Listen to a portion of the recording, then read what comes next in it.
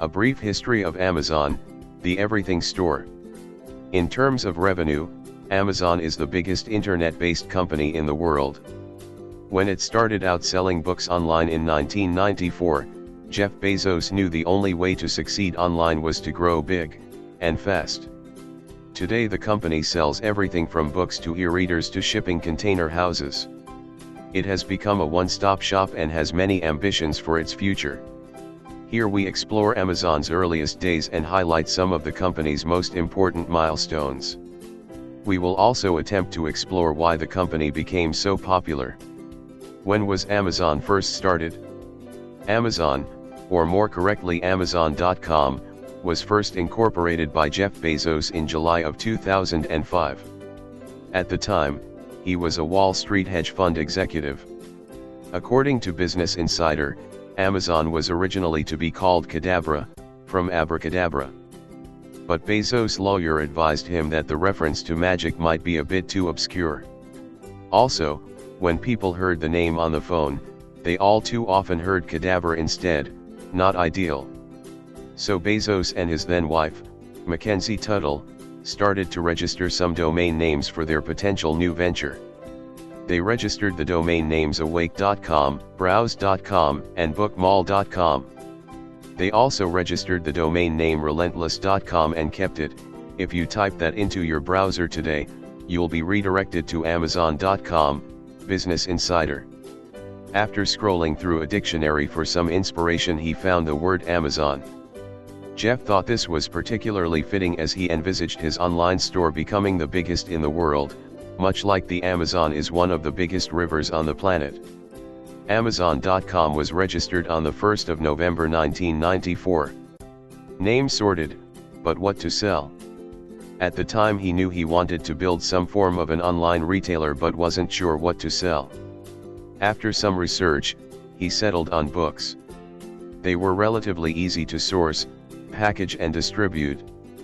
But Amazon was not the first company to hit on this business strategy. Another company, Computer Literacy, a Silicon Valley bookstore, began selling its own wares online as early as 1991. The difference that Amazon.com had to offer was its greater convenience. It, from the off, was based on a model of delivering online orders directly to the customer's address anywhere in the world. As we all know today, Amazon.com is about a lot more than just books today. This was always the plan, according to Bezos. He contended from the company's very beginnings that Amazon was not just an online retailer selling consumer products. Bezos envisaged the company being a technology company at heart whose real business was to simplify online transactions for its customers. When did Amazon start selling things other than books? As we have already seen, Amazon started out selling books online. This was groundbreaking for the time and very few companies were providing the level of convenience that Amazon.com had to offer. After following Bezos' initial business plan, the company expanded into selling computer games and music in 1998. At about the same time, Amazon also expanded its services internationally by purchasing other online bookstores in the UK and Germany. By the turn of the millennium, Amazon had further expanded into selling consumer electronics, video games, software, home improvement items, toys, games, and much more. By the mid-2000s, Amazon had launched its Amazon Web Services, AWS. This innovation fitted well with Bezos' initial ambition to make Amazon a tech company rather than an online retailer exclusively. By 2006, Amazon expanded its AWS portfolio with its Elastic Compute Cloud, EC2. This was followed up by their Simple Storage Service, S3, soon after. The company's expansion into digital services like EC2 and S3 would boost the company's revenues significantly. Today they remain the bulk of Amazon's income despite the enormous success of their retail divisions. 2007 saw the unveiling of the first Kindle e-readers. These relatively low-cost handheld tablets would reinvigorate the book market, and by 2012 the Kindle would constitute around 50% of all Android-operated tablet sales. The Kindle success led to Amazon entering the book publishing market in 2011 with its Amazon publishing service.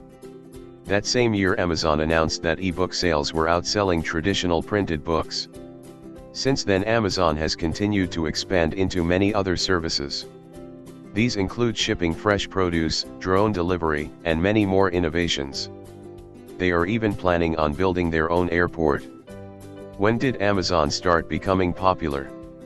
At the time of its founding, many of Bezos' peers and other critics voiced their skepticism about his proposed business model. Financial journalists were some of the most vitriolic and often disparaged the company by referring to it as Amazon.bomb. Many of them claimed that Amazon.com would ultimately lose out to more established bookstores, especially those that were already following suit and starting their own e-commerce sites. The very fact that Amazon.com didn't become profitable until the final quarter of 2001 didn't help things. But Bezos stayed firm and dismissed his naysayers as people who simply didn't understand the potential for the business. Bezos argued that in order to succeed as an online retailer, Amazon would need to get big fast. And grow it did. By December of 1996, the company's customer base had grown to an impressive 180,000. By October of the following year, this figure had leaped to around 1 million registered accounts. Revenues had reached around $148 million in 1997, a significant jump from around $16 million in 1996. Up until this point, Amazon had remained a private company. But Bezos soon realized that to sustain the company's growth he would need more than just private investment. And so, in 1997, Amazon.com went public and managed to raise an eye-watering $54 million on the Nasdaq exchange. In addition to the cash, the company was able to use its high-flying stock to fund its aggressive growth and acquisition strategy. By 1998, Amazon's revenues had reached an impressive $600 million. Amazon's meteoric rise in such a short time frame catapulted Bezos into the public eye. He was also chosen to be Time magazine's 1999 Person of the Year. At around the same time, Amazon launched its now highly lucrative affiliate program. By joining the program, other companies advertised Amazon's merchandise for sale on their own platforms. Amazon would then fulfill the order and pay a commission. Win-win. The program proved to be a savvy business decision. It grew from one associate in 1996 to well over 350,000 by the close of 1999. What made Amazon so popular? The main appeal of Amazon in its early days was one of pure convenience. No longer did a potential customer need to visit a physical bookstore to get the book they were looking for. The ability to search, select, and purchase a book from the comfort of your own home was an amazing innovation at the time.